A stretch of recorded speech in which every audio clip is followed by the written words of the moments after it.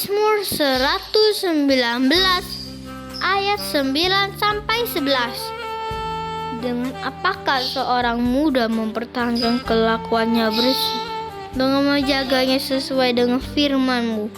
Dengan segenap hatiku, aku mencari Engkau. Janganlah biarkan aku menyimpang dari perintah-perintah-Mu. Dalam hatiku, aku menyimpan janji-Mu, supaya aku jangan berdosa terhadap Engkau.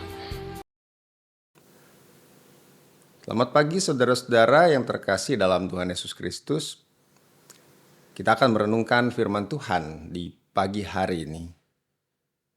Mari kita berdoa terlebih dahulu memohon pimpinan Roh Kudus. Mari kita berdoa. Bapa di dalam sorga, pada saat ini kami akan merenungkan firman-Mu. Biarlah Roh Kudus-Mu yang berbicara kepada setiap kami yang mengikuti doa pagi pada saat ini. Kami menyerahkan pemberitaan firman-Mu ke dalam tangan-Mu. Di dalam Kristus kami berdoa. Amin. Bacaan Alkitab kita diambil dari 1 Korintus pasal 10 ayat 1 sampai 4. 1 Korintus pasal 10 ayat 1. Aku mau supaya kamu mengetahui, saudara-saudara, bahwa nenek moyang kita semua berada di bawah perlindungan awan, dan bahwa mereka semua telah melintasi laut. Untuk menjadi pengikut Musa, mereka semua telah dibaptis dalam awan dan dalam laut. Mereka semua makan makanan rohani yang sama, dan mereka semua minum minuman rohani yang sama. Sebab mereka minum dari batu karang rohani yang mengikuti mereka, dan batu karang itu ialah Kristus. Saudara-saudara, demikian firman Tuhan. Yang berbahagia kita yang membacanya dan merenungkannya. Saudara-saudara, saya ingin mengajak kita merenungkan firman Tuhan hari ini dalam dua bagian. Yang pertama, bagian pertama, dibaptis dalam awan dan laut. Tentu saja ini bukan soal ritual baptisan Kristen, atau baptisan Israel, atau baptisan Yahudi. Dibaptis dalam awan dan laut adalah ungkapan Rasul Paulus untuk mengingatkan jemaat Korintus akan penyertaan Allah di masa lalu, ketika bangsa Israel keluar dari tanah Mesir. Bagi bangsa Israel, Laut Merah adalah batas antara penindasan dan kemerdekaan. Batas antara kehidupan dan kematian. Kalau mereka bisa melewati batas itu, mereka akan terus ada dan hidup dengan bebas dan merdeka. Tapi kalau mereka tidak bisa melewati batas itu, mereka akan binasa baik oleh laut itu sendiri maupun oleh bangsa Mesir yang mengejar mereka, yang menindas mereka. Namun Tuhan membuat mereka mampu melewati batas itu. Lautan yang menjadi gambaran kebinasaan mampu mereka lintasi. Namun penyertaan Tuhan tidak berhenti sampai di situ. Ternyata di seberang lautan yang mereka bisa lintasi itu sudah menunggu situasi yang tidak kalah menantang sebelum mereka memasuki tanah perjanjian, yaitu padang gurun yang sangat luas, yang membutuhkan waktu bagi mereka bertahun-tahun lamanya untuk mereka bisa melewati itu dan masuk ke dalam tanah perjanjian. Sementara di dalam padang gurun itu banyak sekali bahaya yang siap membinasakan mereka. Dalam situasi itu Allah tetap menyertai mereka dalam wujud yang awan. dan juga tiang api tentunya. Dalam konteks Kristen, dibaptis dalam awan dan laut dapat diartikan sebagai pengalaman orang-orang percaya dalam menerima dan mempercayakan diri kepada Allah. Baptisan dalam iman Kristus menandakan perubahan hidup yang signifikan dan diterima dalam keluarga Allah sebagai anak-anak Allah. Seperti halnya bangsa Israel yang mengalami perubahan hidup saat keluar dari perbudakan Mesir. Setiap orang yang dibaptis dalam iman kepada Kristus juga harusnya mengalami perubahan hidup. Oleh karena itu, baptisan dalam awan dan laut juga menjadi gambaran yang indah tentang bagaimana Allah memelihara dan memimpin umat-Nya. Seperti awan yang selalu melindungi dan memberikan naungan di siang hari, dan laut yang mengalir dan memberikan kehidupan bagi segala sesuatu yang ada di dalamnya. Allah senantiasa memberikan jalan dan perlindungan bagi orang-orang yang mencari kehendak-Nya. Dalam hal ini dibaptis dalam awan dan laut menjadi tanda bahwa Allah selalu menyertai dan memimpin kita di dalam kehidupan kita, serta memberikan jalan bagi kita untuk mengikuti kehendak-Nya. Kedua, saudara-saudara, pertanyaannya adalah mengapa Rasul Paulus menyampaikan hal ini kepada jemaat Korintus? Mengapa Rasul Paulus menganggap penting untuk mengingatkan jemaat Korintus tentang Tuhan yang menyertai mereka di masa lalu? Ini yang juga sangat penting yang perlu kita sadari melalui ayat-ayat ini. Salah satu persoalan di jemaat Korintus adalah banyak di antara mereka yang memiliki kesombongan dalam hal spiritual. Mereka merasa hebat, merasa lebih suci, merasa paling benar, dan merendahkan yang lain yang berbeda dengan mereka.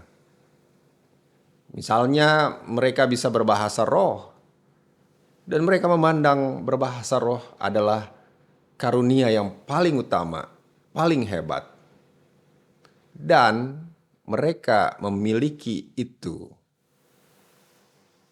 Lalu juga di antara mereka timbul perpecahan karena merasa diri dan kelompoknya paling benar.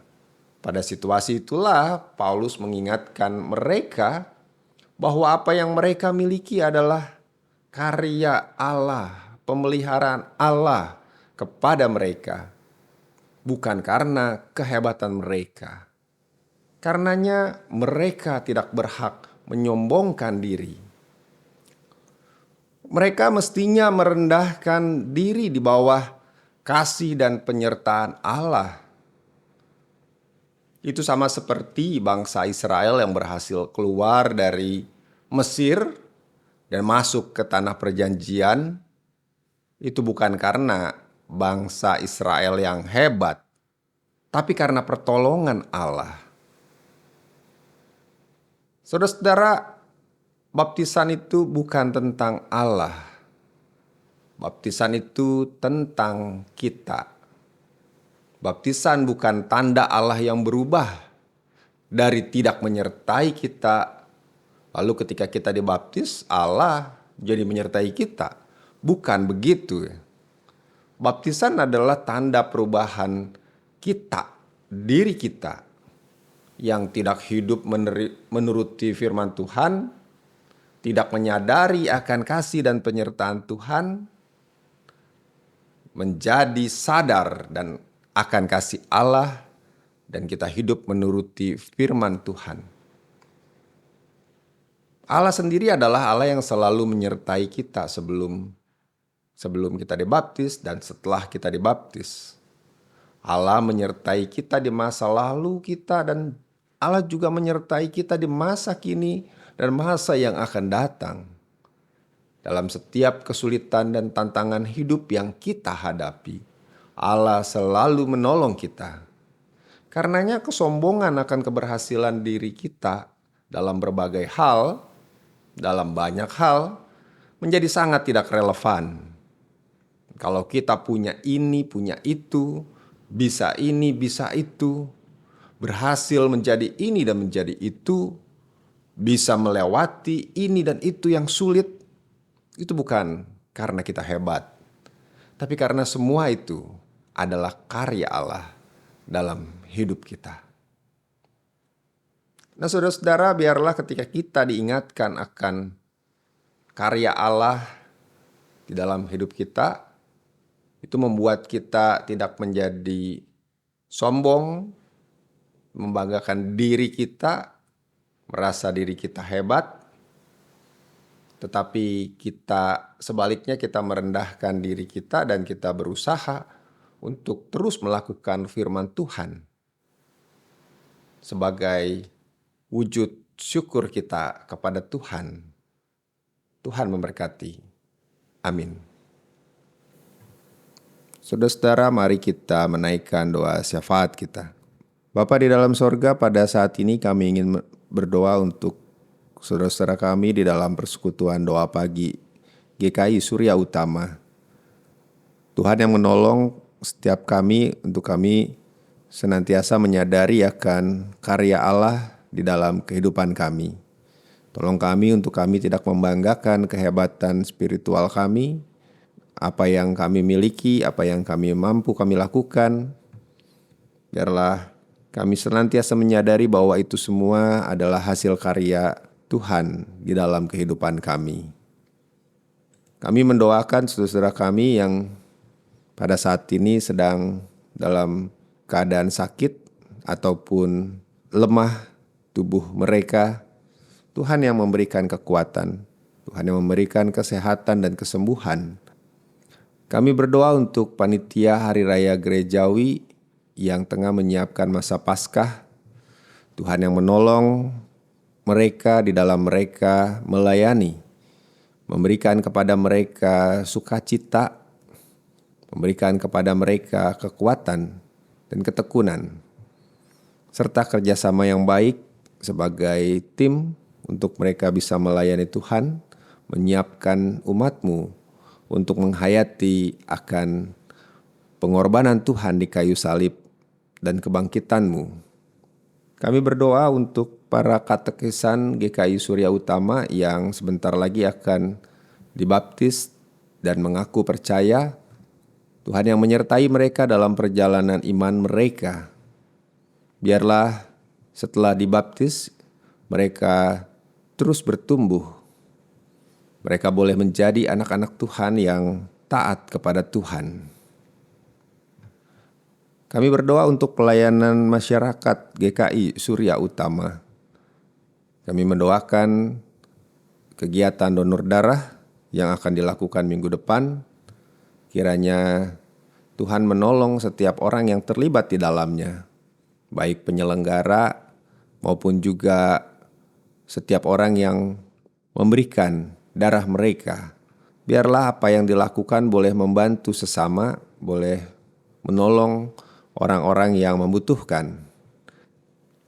Kami juga mendoakan poliklinik yang pada saat ini tengah membutuhkan dana untuk membeli peralatan, membeli alat-alat kesehatan yang memadai agar kegiatan pelayanan kepada masyarakat dalam hal kesehatan mereka boleh terus dilakukan dan semakin ditingkatkan. Bapa di dalam sorga, inilah doa yang kami naikkan hanya di dalam nama Tuhan kami, Yesus Kristus. Amin.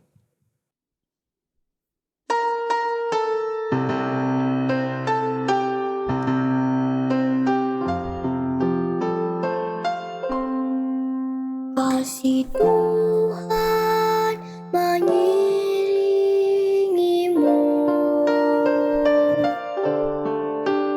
dan sayapnya melindungimu.